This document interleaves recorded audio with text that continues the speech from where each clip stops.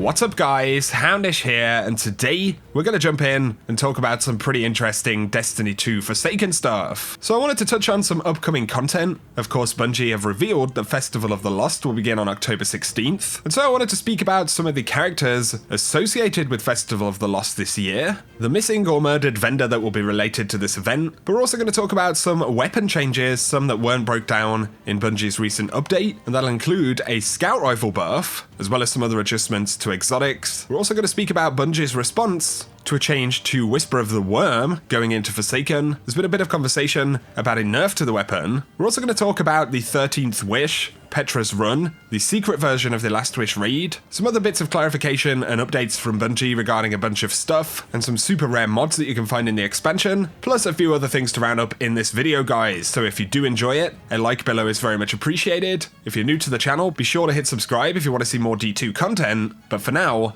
let's get straight into it.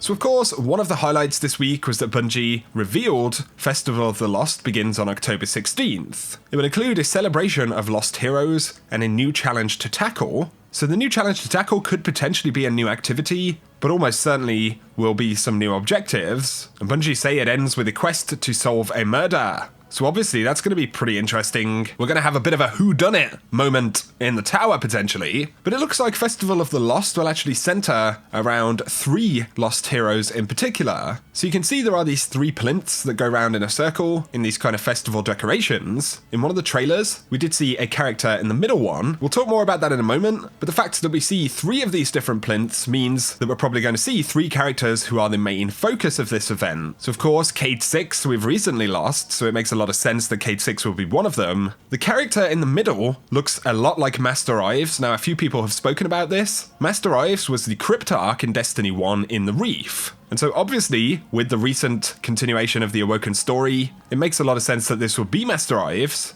but that does leave a 3rd character. So I've seen some speculation it could be the Speaker, and I guess that is entirely possible, but there's also some other concerned speculation that it could be for Eva Levante. Of course, Eva Levante hasn't returned in Destiny 2 so far, but considering we know the middle character right here, which is presumably the main focus, this is Master Ives, the Cryptarch from the Reef in Destiny 1, and so this could be the focus of the quest to solve a murder. It looks like Master Ives could indeed be the victim of this murder, and considering the tyranny and what's happened in the Reef, Aldrin going insane, it's entirely possible that Master Ives is indeed the victim. There are some references in the lore to Master Ives that have come in Forsaken, but they simply reference a letter between Master Raoul and Master Ives, where Master Ives indicates that he doesn't appreciate Master Raoul's interest in the Awoken's records, but it doesn't give us any clarification on what has happened to these characters. So I think this is going to be a really interesting one, guys. Let me know your speculation down below.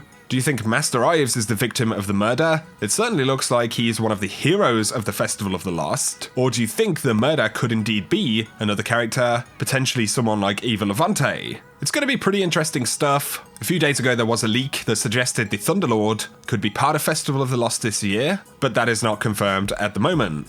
But Bungie also outlined a bunch of changes and updates that they'll be doing to the game throughout October, and this includes some changes to weapons. DMG added that something they missed from this week of Bungie is that scout rifle damage will actually be increased on the update on the 16th of October, so that's the same one that launches Festival of the Lost. And they previously said that they were planning to increase scout rifle damage by 15% in a future patch for PvE content. So we're going to be getting that in the update. On top of this, Bungie will be buffing the Malfeasance hand cannon in an update on October 30th, so that should be a pretty good exotic buff. There's been a lot of feedback that the Malfeasance just feels a little bit too meh right now in the game, so seeing that that change will come is definitely positive. Bungie are also increasing the drop rates of exotics, or adjusting them to produce less duplicates, and increasing the drop rates for Nightfall Strike unique rewards as well as Masterwork cores. And DMG has said that Bungie are still working on producing different ways to earn mod components and things like that. Do bear in mind, the patch preview that we've been given for both of these updates is just that. It's just a preview, so it doesn't contain all of the changes. Of course, some things may be changed around, so I'll keep you guys posted. Plinko on Reddit did actually post talking about the Whisper of the Worm, and he calculated in a bunch of tests that it actually saw a 36% base damage reduction as we went into Forsaken. And it turns out he is absolutely correct. The Whisper of the Worm is not as strong as it was before the DLC DLC launched. But just to give some clarity about that, DMG said that they did actually break this down in the patch notes for Forsaken, so it was a reduction in damage that was also applied to snipers and shotguns that stay in the power slot, so that includes Darcy, and for the shotguns, things like Legend of Acreus. They did indeed see a damage reduction that Bungie did break down to us in those initial patch notes, so I just thought that was worth mentioning. And DMG added that we do not wish to slip in changes without informing the community, we don't look to spin intentional changes as bugs, and in this instance, essentially the wording around the change wasn't necessarily the best, but that does give some clarification on the change to Whisper of the Worm, in case you were curious. You may remember a couple of days ago I spoke about a new wish found in the Last Wish raid, and this one essentially activates a mode where nobody can die inside of the raid. If somebody does die, the entire team goes back to orbit, and so some teams were running this, attempting to actually get it done. Basically, you have to do a flawless run all the way to the end of the raid. And it turns out that this unlocks the Petra's Run Triumph, so it's basically just a triumph for Last Wish. There's no additional secret loot or anything crazy like that. I kind of thought maybe, you know, they would increase the drop chance of the 1,000 voices or give it as a guaranteed if you can complete the raid flawlessly, but that doesn't appear to be the case. However, there are a couple of wishes which still haven't been found, and that would include the final wish with a line of text from Riven that says, "This one you shall cherish." So there's potential that that one could be somewhat interesting, but I'll keep you guys posted.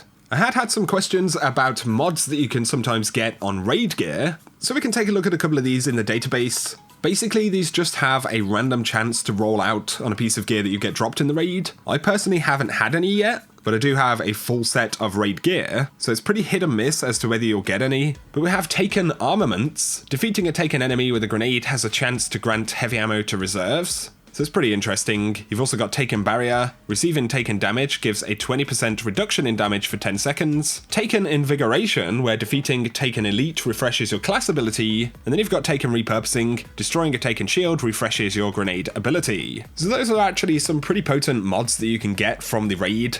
They do work in any content that has Taken in it, so they don't work exclusively in the raid, but they are a random drop chance inside of it. For now though guys, that is going to summarize the stuff I wanted to speak about today. Bungie did post some new kind of Guardian trailers, I believe for the Korean version of the game. They do have some new footage and stuff. You're seeing some of it in the background right here. So if you wanted to check any of those out just to get a look, then I'll link them down below. But let me know your thoughts on any of the stuff in this video, any speculation about the murdered character in the tower, that'll be interesting. The changes to weapons or the exotics, I'll be curious to hear your thoughts on as always. But if you have enjoyed the video, a like below is very much appreciated. If you're new around here, be sure to hit subscribe to see a lot more D2 content. But for now, whatever you guys get up to, I hope you have an awesome day.